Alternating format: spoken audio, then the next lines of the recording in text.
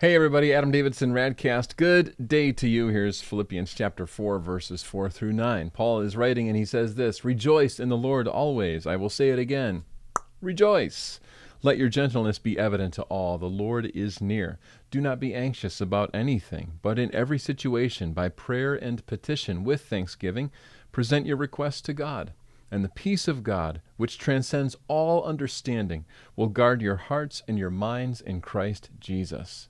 Paul is writing about anxiety. He's writing from prison. He's writing as a guy who probably has a lot to worry about. He even talks about what he worries about in his other letters. He's worried about the churches. He's worried about the people that he's meant to pastor and serve. He's worried about the gospel getting out here and there. And yet here he is in prison for these passions and for these worries, ultimately because he's committed to Jesus. And he's telling us to chill out, to relax. That's good advice for people like you and me. We have so many things in our world that call us to alertness and anxiety. Whether we're talking about what's happening on a national stage, an international stage, or even in our homes and communities. Seems like watching the news sometimes is just really finding out what we should be worried about for that day. What if instead we chose joy? And there's even a song about it. It goes like this. Can I sing that song for you? Okay. Choose joy. It's a pretty good song. 2 words, really 2 notes or 1 note in 2 octaves. Choose joy. That's choosing joy. Paul swaps out anxiety for joy.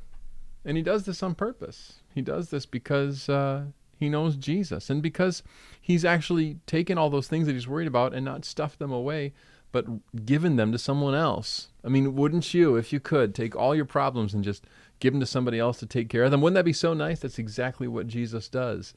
I don't fully understand it. Maybe it's harder for us because there's not a physical transaction.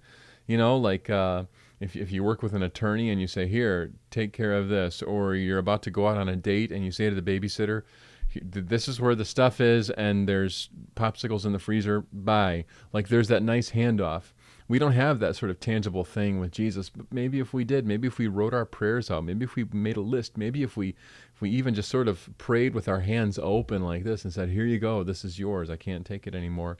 What if we let Jesus actually take those things from us? And as he does, he takes away our privilege to worry about them and instead replaces those anxieties with his joy.